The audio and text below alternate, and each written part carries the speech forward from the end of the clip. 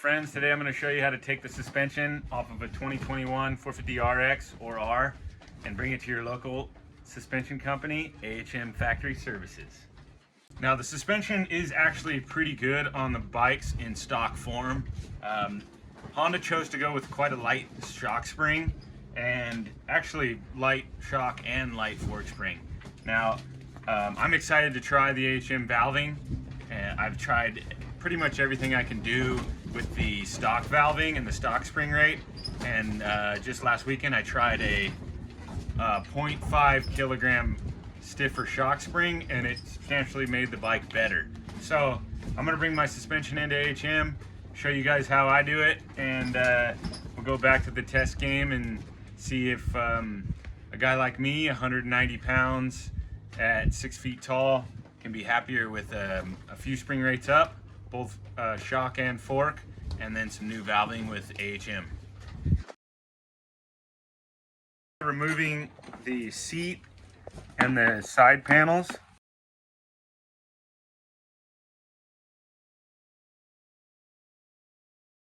After you get the seat and the side panels off, you'll remove the exhaust. There's these 3 bolts. They're all 10 mil. This is the clamp.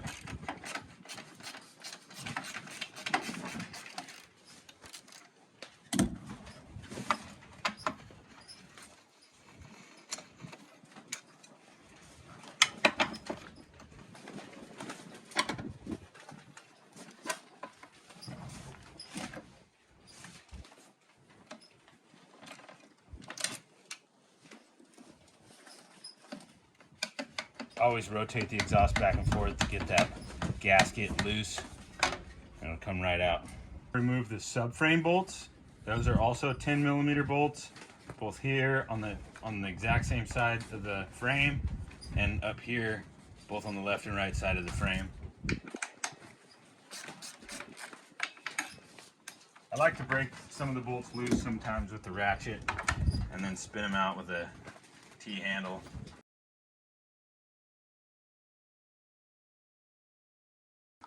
So after you get these loose on both sides, the subframe is going to be a lot looser, and you'll be able to come from the left side and get the Phillips head, which is the intake manifold to the airbox adapter, loose.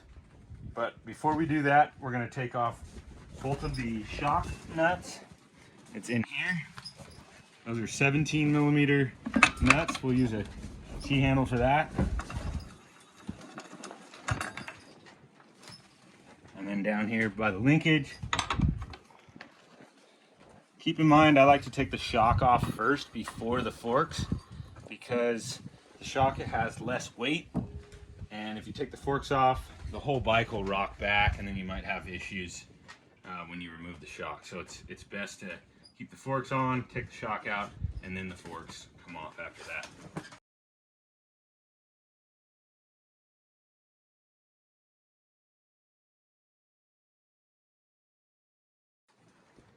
After you take the subframe bolts out, you want to take the tank strap off. It's just a simple, you just pull the lever. It's really easy, just like normal dirt bikes. If you guys really want to get access to the airbox, you can take the shroud off, but you don't need to. If you look in here, way far inside, there's actually a Phillips head in there. So to remove the airbox, you'll need to find that little Phillips in there and loosen it. That's to the intake manifold and the airbox. It's pretty technical in there. Certainly harder to get it back together than it is loose. You don't have to go all the way loose with this, just a decent amount.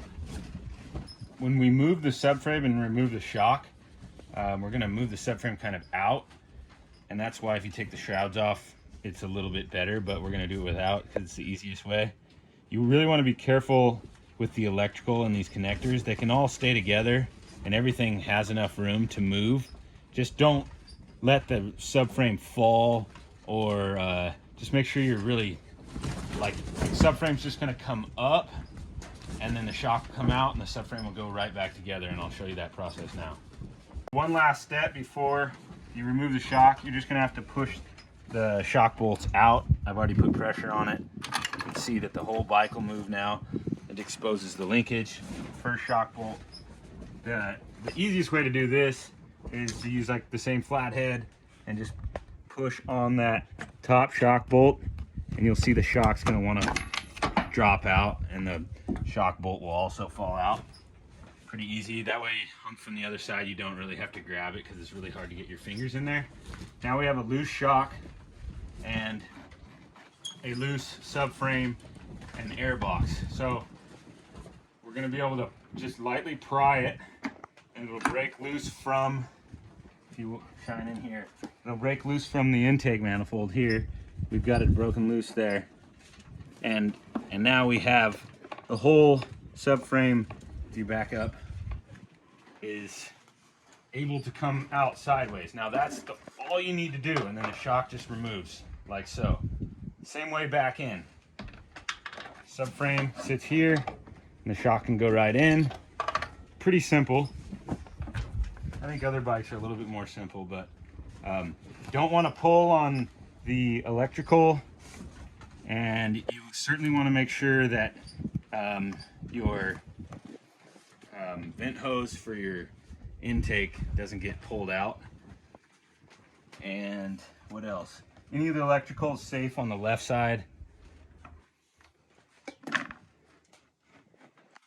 You can then put the subframe kind of back together a little bit. Doesn't really matter if the intake's not like perfect. Honda did a good job of like matching the intake with how the bolts go together. All you're doing is just putting a bolt in both the top and bottom so you can lift the bike because obviously your suspension's going to be away at the shop for a little bit. So now we have, the subframe has some structure to it. Again, you want to be careful. There's a hose connecting from the air box to the valve cover, and if you remove that, you're going to pull that hose off potentially. Make sure that stays or gets reconnected when you go back together. It looks like I've pulled mine off, so I'll have to make sure when it gets all rebuilt that it goes back together properly. So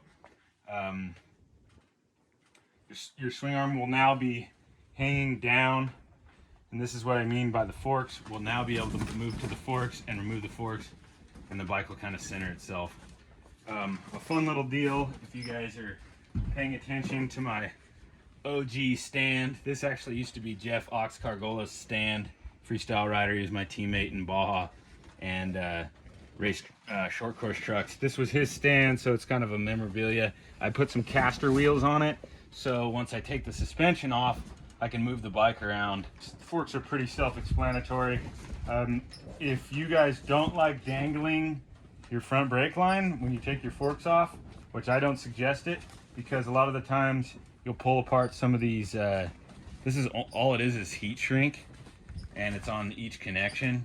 So if you let the brake dangle, sometimes it's bad for the connectors of the brake. I've never really had a leak there because of it dangling, but for the most part, I like to just take the whole brake line off.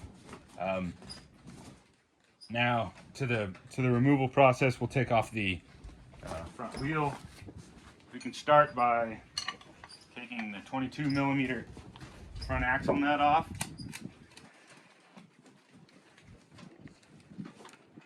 And then you can use a ratchet with a 10mm socket.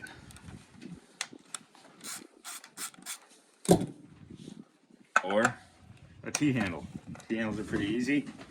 Move to the other side.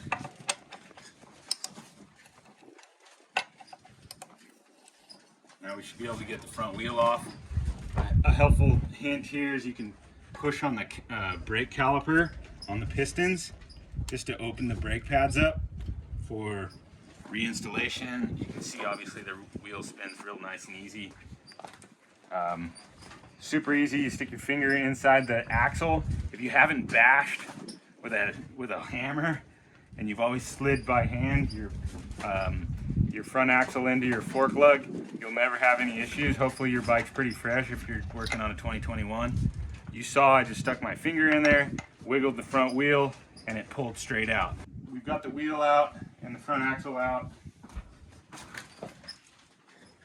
Now we can move to the front brake caliper.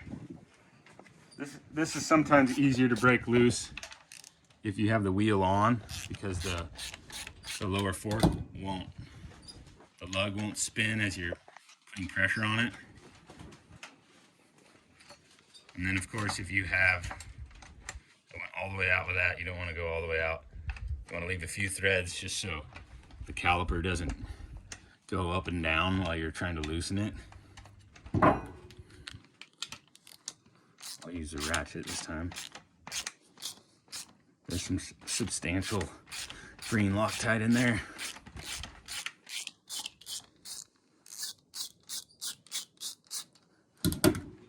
All right, so now you're gonna see this caliper drop. We've got bolts, the 10mm bolts loose. You can go all the way apart with it. This is the way the front brake won't dangle, and you can hang it up on something in your shop and keep the bleed nice by keeping the master cylinder higher at the highest point. We'll just continue with that. Take your front brake line, bolt loose this slider, and lastly the front brake master cylinder. 2 bolts here.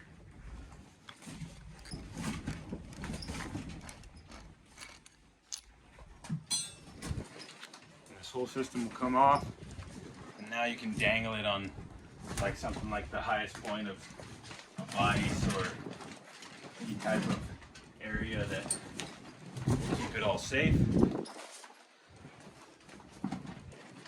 The last thing is, a lot of people send their forks in with the fork guards on the bike. And the suspension guys, I know when I used to work at a suspension company, it was kind of just a pain to keep track of everybody's fork pinch bolts and their fork guards. So remove your suspension components, like your fork guards, off of the bike before you bring your suspension to a guy like AHM, so they don't have to deal with it. And if they forget it and then you don't have it when you get home, it's quite a pain in the butt. So take your 5mm Allen and back out all 3 of the fork guard bolts. When you go back together with those, be real careful. You don't want to strip the threads out on that, because it's really hard to put like a Healy coil in a area like that. A lot of the times you'll scratch the fork tube. So onward to removing the actual fork tube. Take your 10T handle or your 10 ratchet with a socket. Loosen the lowers. This is where the ratchet gets a little easier, because you don't have the fork, the hand guard in the way. You just use the ratchet here.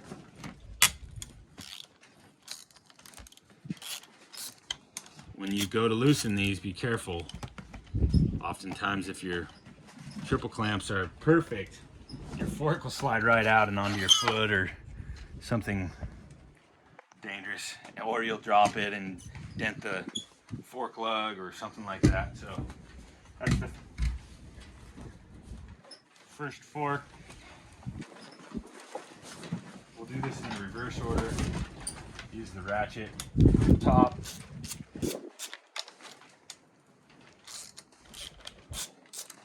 Loosen those 2 pinch bolts, and then the bottom pinch bolts. Make sure to hold that fork or it will drop. Now we got our forks out, got our shock out. If you're not from Southern California, You can buy a golf case or like a gun case and pack your suspension away and ship it to AHM Factory Services. What's up guys, Brandon Peterson, owner of AHM Factory Services, proud supporter of Colton Udall and Champion Adventures for quite a few years now with a ton of success. We specialize in building bikes, engines, suspension. I'd say the biggest part of the business for us is definitely suspension related. We're lucky to have a tool like Colton to do so much testing over the years, and it's done wonders for us business-wise, and it's been a great working relationship. As you can see by this beauty here, suspension-wise for him, or just in general for his customers or anyone really, we've come up with a really basic, easy setup and package. A lot of guys go for coatings, tons and tons of coatings. It's all anodized, high nitrate and DLC options. The shock, we've got 18mm conversion kits.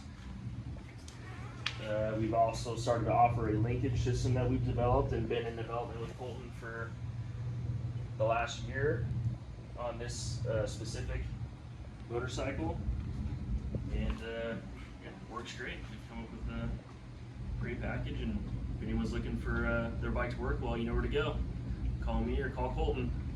AHM Factory Services.